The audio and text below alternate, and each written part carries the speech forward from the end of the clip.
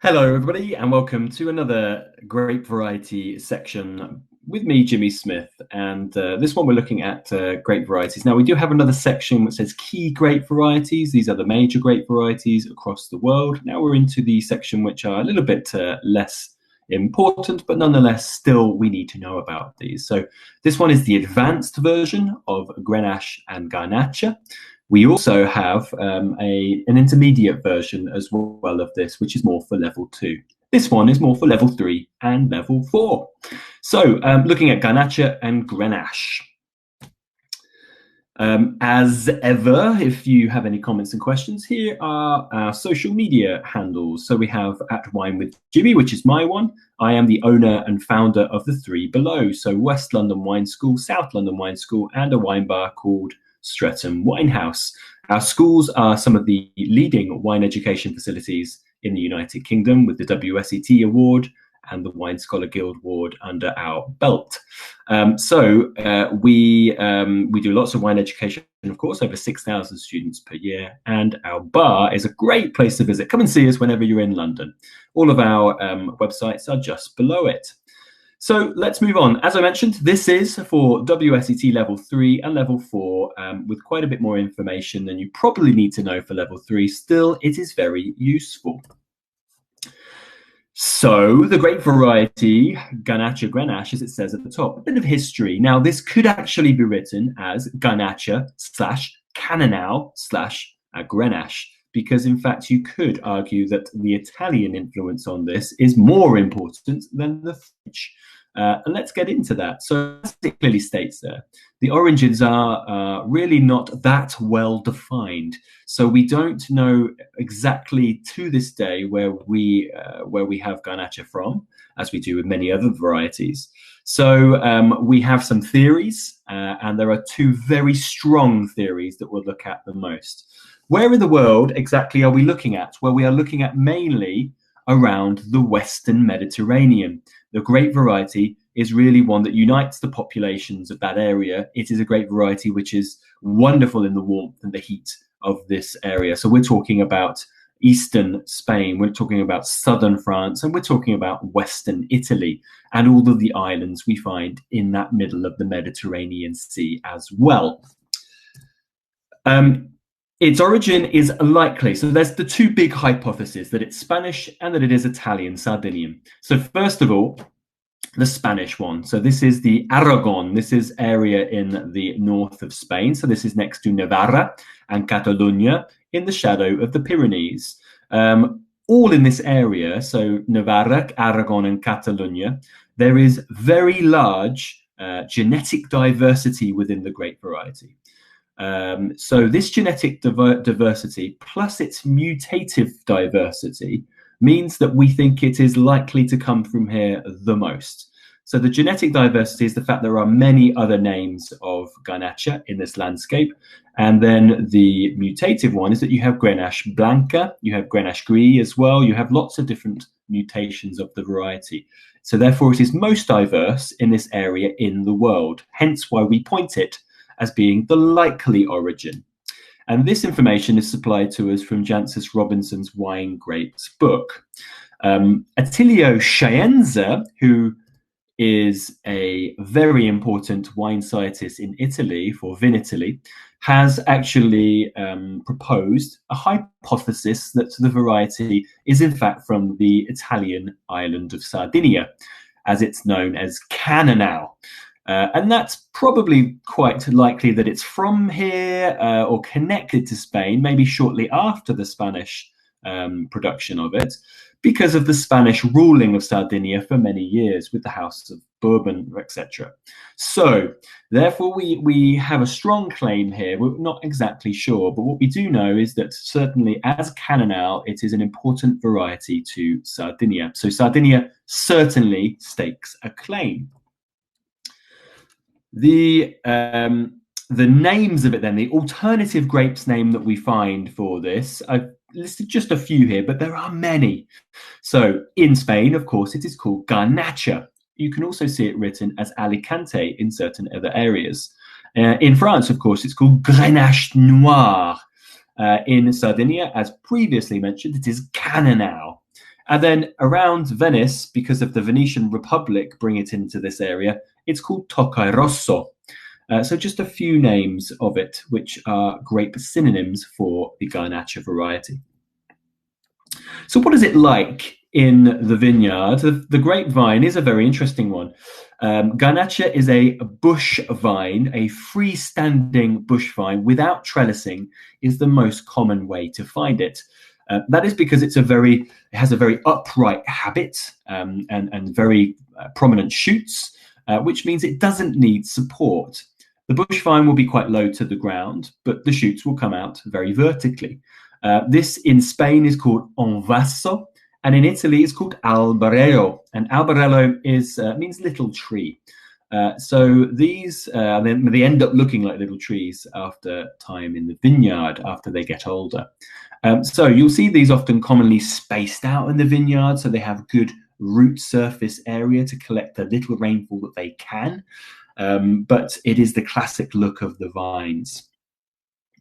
It's fairly early budding and then quite late ripening, meaning it has a long season in between. This long season means that you, in fact, need a lot of warmth and heat throughout that whole season. So that's why it is only found normally in areas which are Mediterranean defined, with those lovely long summer and autumn seasons. It also has evolved to be exceedingly drought tolerant. So it's also quite wind tolerant as well, which means in areas you find it, such as southern France, it's perfect. Because if you look at it down there and the rainfall is very low, in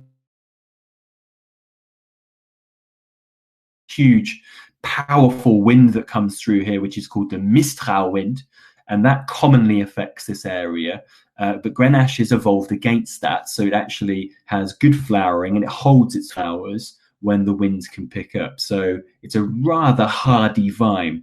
And going into more modern days, of course, with climate change becoming quite a significant issue, this is going to be a great variety of remarkable importance going into the future. The actual ampelography of the grape and the look of the vine is very interesting. The leaves are very, very well formed, very whole, quite round, and on the top, they have a very shiny layer to them.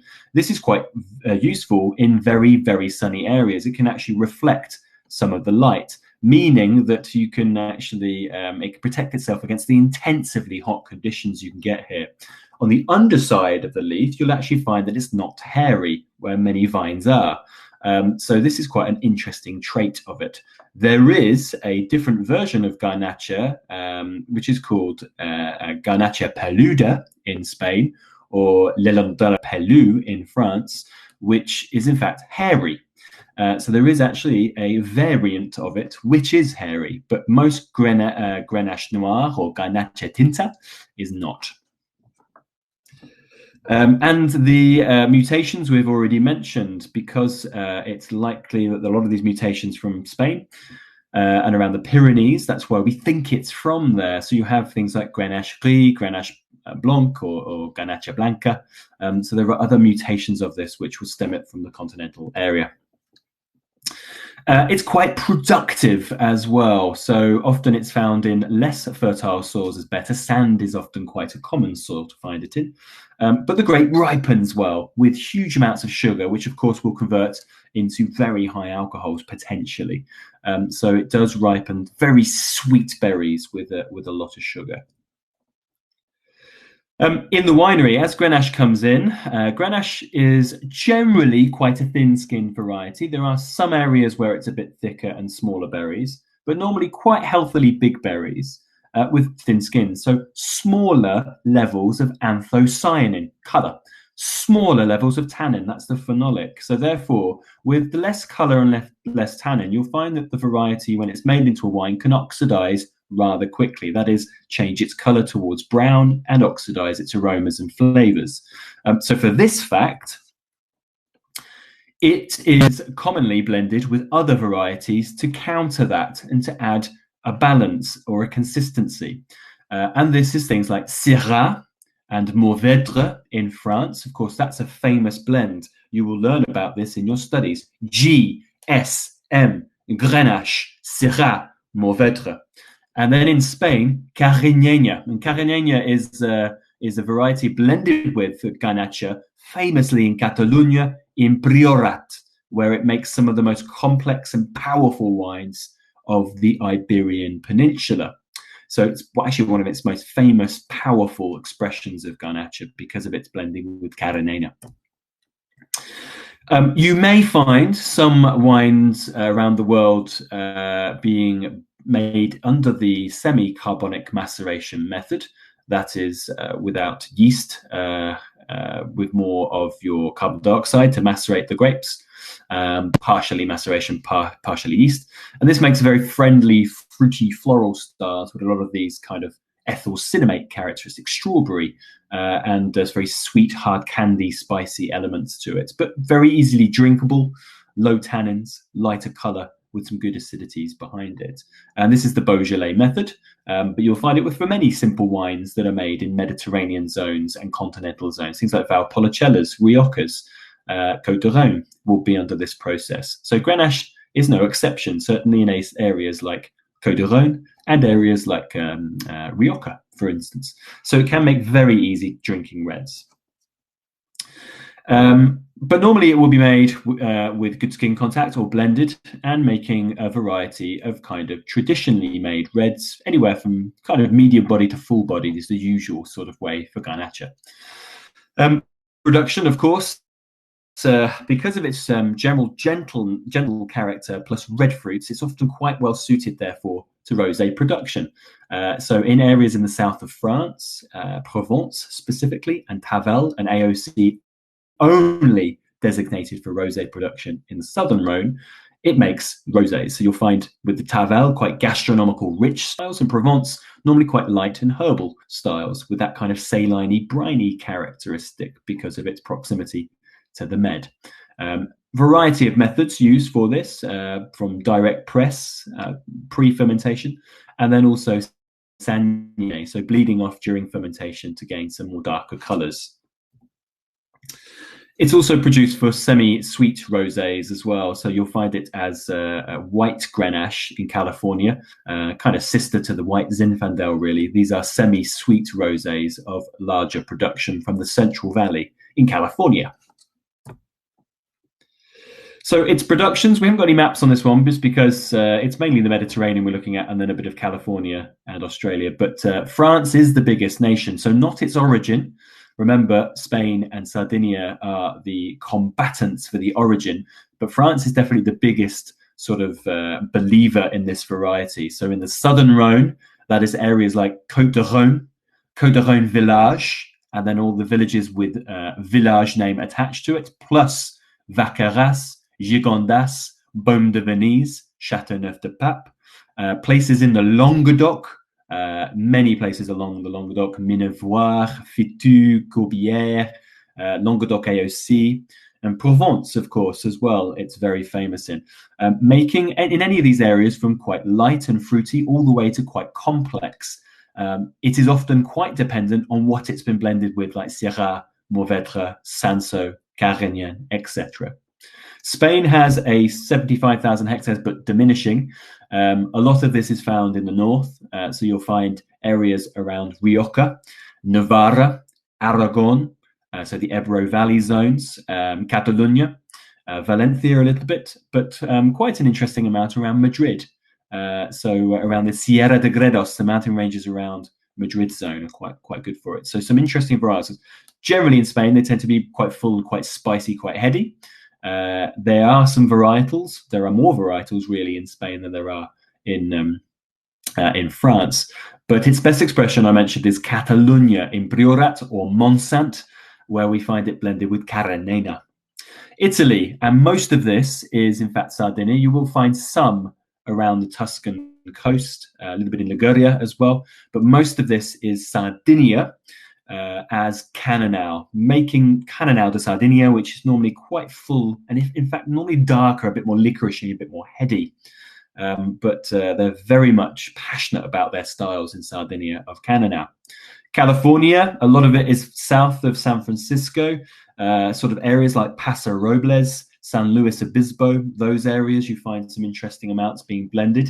with the group called the Rhone Rangers, and Australia around McLaren Vale, around Barossa. South Australia is its famous zone for it, where you'll find GSM mimic styles, which of course will mimic the Châteauneuf-du-Pape made styles. A lot of the Grenache out in Australia is very old as well, so it makes quite complex stuff. So what does it taste like? And I apologize, on the last slide it said Primitivo Zinfandel. That was a slight typo at the top. It is Grenache and Garnacha.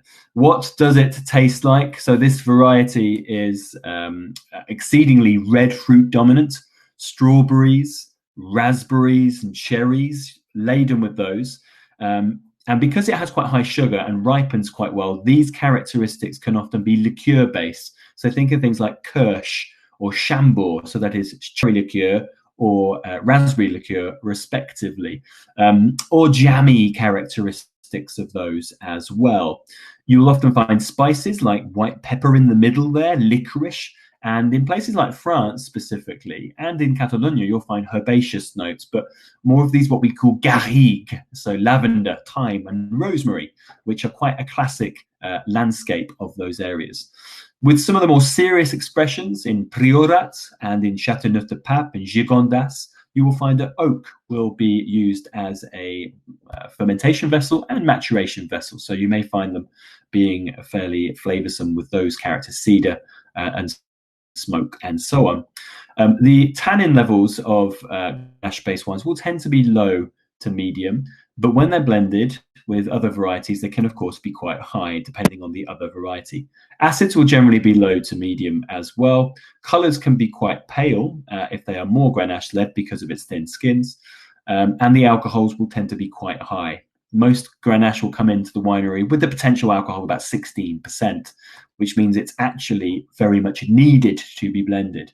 It is really only high altitude sites which have cooler conditions and a slower season, which generally means that the alcohols will tend to be kept in check just a little bit, but we're still talking 14.5%, 15% alcohol.